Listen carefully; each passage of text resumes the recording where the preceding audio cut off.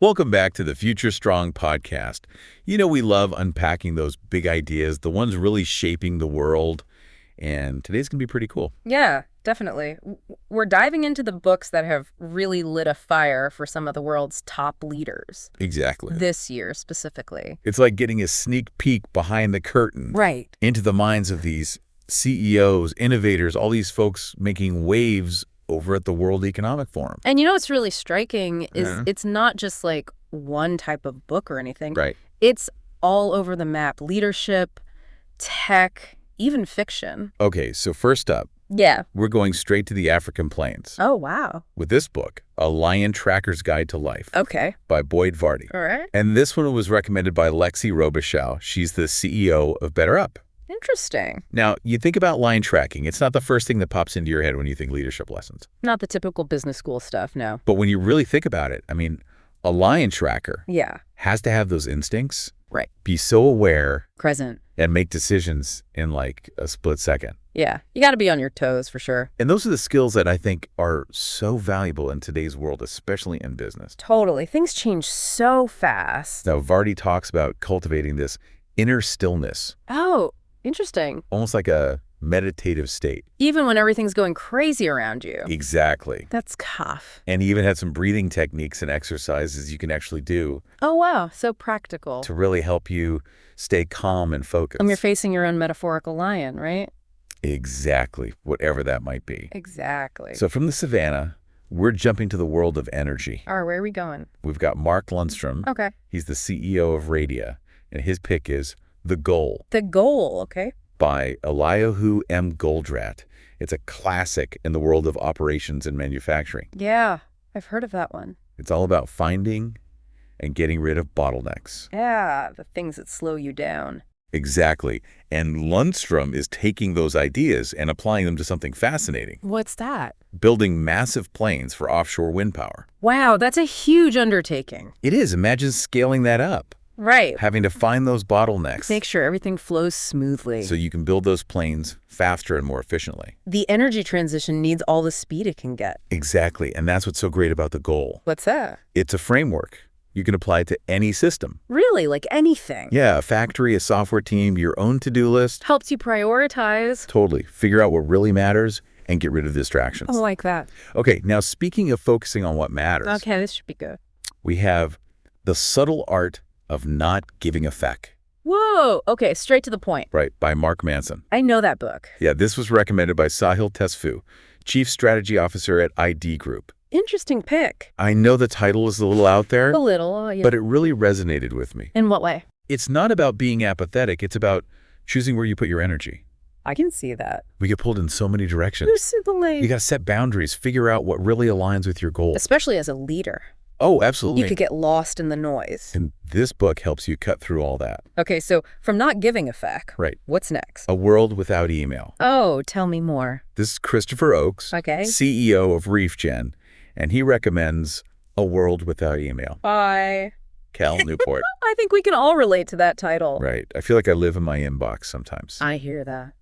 And Newport argues that all this digital communication, it's killing our productivity. I can see that, all the distractions. Especially for people who need to really focus on deep work. Right, like knowledge workers. Exactly. He's not saying ditch technology altogether, right? No, but be more intentional. Okay. About how you communicate, set clear expectations. Minimize those distractions. Like batching tasks. So you're not constantly switching between things. Right. Emails, Slack messages, Zoom calls. It's hard to get anything done that way. It really is. Makes you think about how we use technology. And how it affects us, our work, relationships, even our mental health. It's a lot to consider. Okay, so we've talked about leadership, efficiency, and now let's add some historical context. That's always important. Brad Smith, the president of Microsoft, recommends Blood in the Machine. Okay, what's that about? It's by Brian Merchant, and it takes us back to the Luddite movement. During the Industrial Revolution. Exactly. All that fear and upheaval with the rise of machines. Yeah, people were worried about their jobs.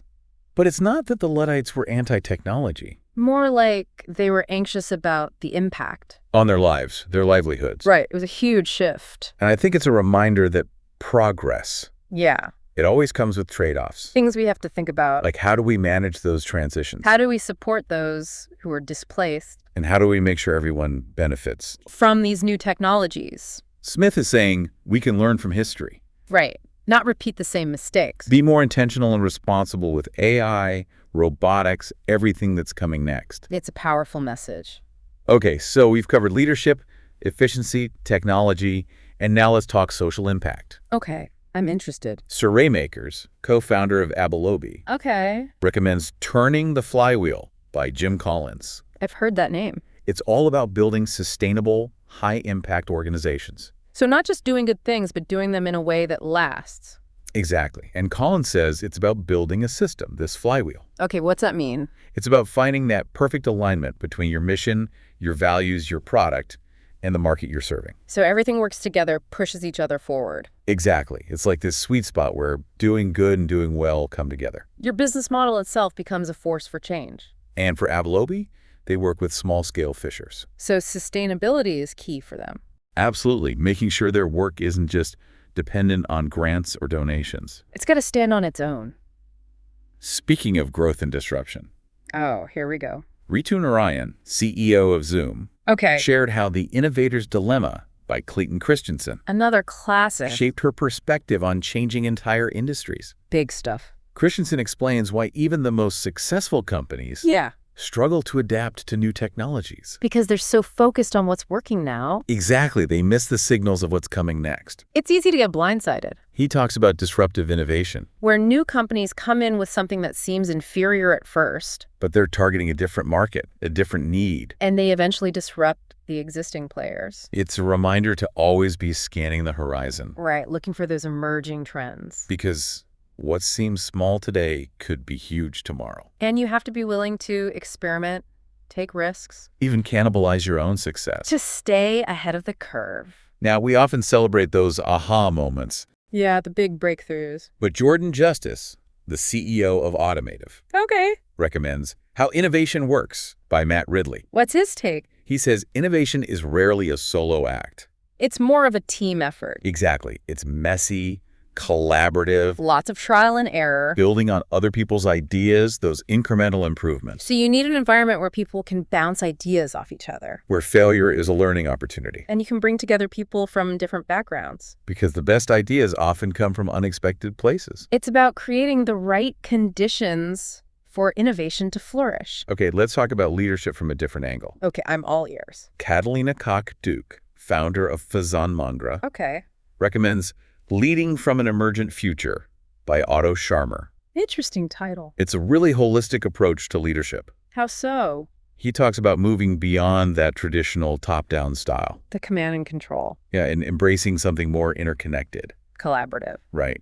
Seeing yourself as part of a larger ecosystem. Understanding how everything is connected. Leading from a place of deep listening. It's a shift from ego to eco. Exactly. Understanding that our actions have ripple effects. And we need to think long term. Scharmer says this type of leadership is crucial for dealing with complex global challenges Like climate change, social inequality, all those big issues that can't be solved by one person or organization.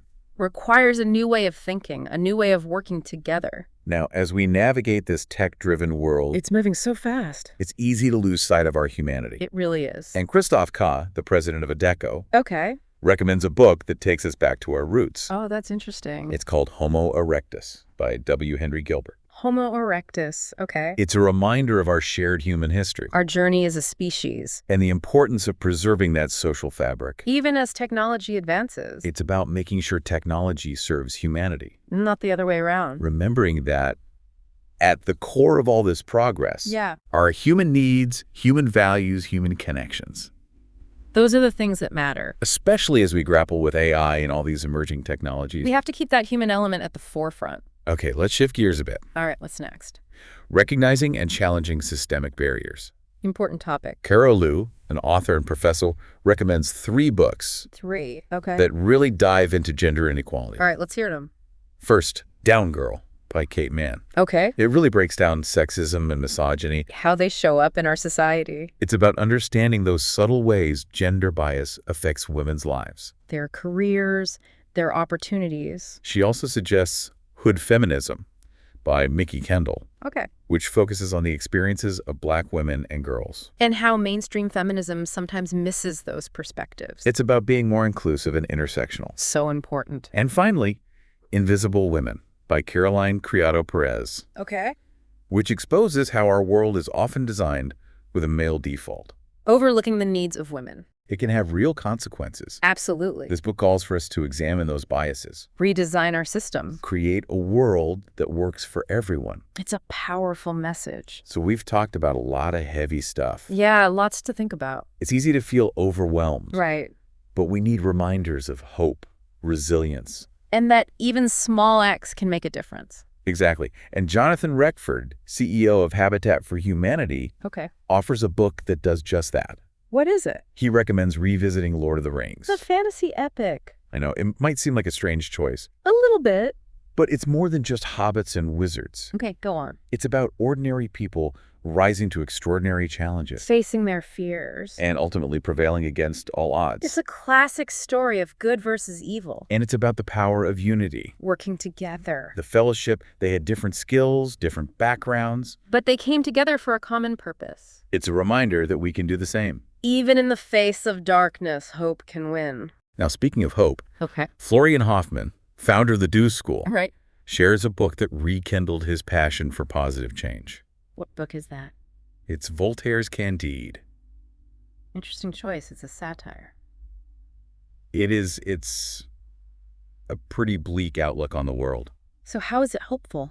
It's about finding purpose and meaning in the everyday. Not some grand utopian vision. Exactly. It's about cultivating our garden, Making our own little corner of the world a bit better. choosing optimism, focusing on what we can control. And working towards a better future one step at a time. It's a powerful message. It is. We've covered so much ground today. I know, from the savannah to the ocean depths, from technology to leadership. And what strikes me is that thread that runs through it all. What's that? Leadership isn't just about power or position. It's about purpose, vision, making a positive impact, Something we can all aspire to. no matter what we do. These books give us a roadmap Tools and perspectives. to help us on that journey. So as we wrap up this part of our conversation, Yeah. I want you to think about which of these books sparked your interest, Maybe there's one you've been meaning to read. or a new author you want to explore. Take this as an invitation to dive in. Because books have the power to challenge us, broaden our perspectives, and inspire us to act. And just as they've shaped the thinking of these global leaders, They can shape our own journeys too. you know, it's interesting how these books can shape our actions. You're right, not just our thoughts. What if one of these books sparks an idea Yeah. that leads to some big innovation or a movement? It makes you think about that ripple effect. Really? And that brings to mind Lord of the Rings. Oh, yeah, that was an interesting pick. It might seem like just a fantasy story, Surface, yeah. but there are some really powerful lessons in there. Like what? The theme of resilience, those hobbits. Yeah, they never gave up. They faced impossible odds, Going no matter what. driven by that sense of purpose. And they had each other.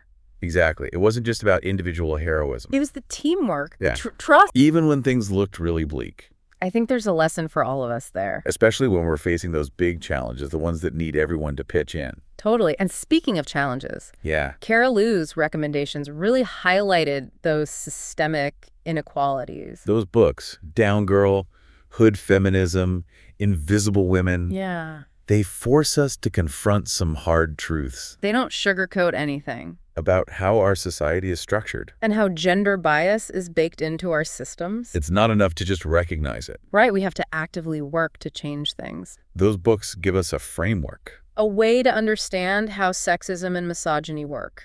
and how we can challenge them in our own lives. It starts with us. Absolutely. It's a constant effort, constantly learning and growing. Speaking of challenging assumptions, Yeah, Florian Hoffman's pick, Candide, that one really stuck with me. it's a satire, but, But it has this surprisingly optimistic message. right, Candide goes through so much. Hardship, absurdity, you name it. But he finds meaning in the simple things. Cultivating his garden, Focusing on what he can control. making a difference in his little corner of the world.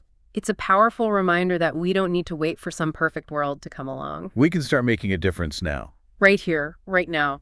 So as we wrap up this exploration of these books, What's your biggest takeaway?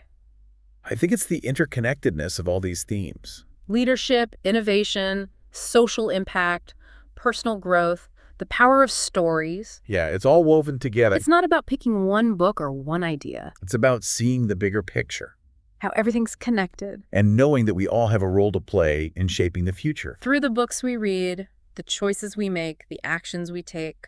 So what can our listeners do to keep learning and growing? Start by picking up one of these books. The one that really sparked your interest? Dive into it. Let the ideas sink in. And don't be afraid to share what you learn. Have a conversation. Join a book club. Recommend a book to a friend. Remember, books have this incredible power to connect us, Inspire us. empower us to make a difference in the world. It's really been like a masterclass, hasn't it? It has, in leadership, in growth, all through these books. And seeing these leaders from all these different walks of life. Different industries. Yeah. But they're all dealing with these similar challenges, Trying to find solutions. trying to make things better. It shows you we're all part of this bigger thing. Yeah, much bigger than us. Our choices matter, even the books we pick up. It's true. So we've talked about being present, Like that lion tracker. getting rid of those bottlenecks, Streamlining things. choosing your battles, Being mindful of tech. building those sustainable businesses, That drive change. embracing disruption. Shifting from ego to eco. Right, and remembering our humanity. In this tech-driven world. And those stories, they can't forget those. The Hobbit's Candide. All these ideas, they're not just for listening. Right. They're supposed to spark something in you, Challenge you. push you out of that comfort zone. And get you to act. So as we wrap up this episode of the Future Strong podcast, Think about what really resonated with you. what sparked your curiosity? What insights can you use? In your life, in your work, in the world. Maybe you'll pick up one of these books. Dive into it. Share the ideas with someone. Start a conversation. Remember, this journey of learning It never ends. and books They can be our guides as we navigate this world and create a brighter future. for everyone Thanks for joining us on this deep dive. into the minds of these leaders. We hope you found it inspiring. We did. Until next time, keep learning, keep growing. And keep making a difference. See you then.